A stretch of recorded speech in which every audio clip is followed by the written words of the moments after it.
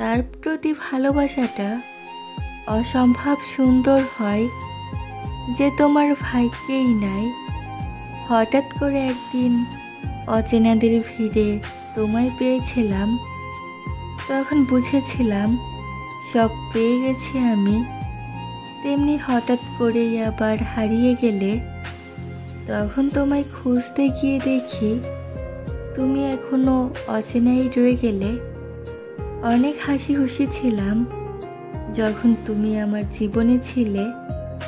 আমার জীবনের গল্প তখনই সুন্দর ছিল যখন আমার গল্পে তুমি অপরিচিত ছিলে।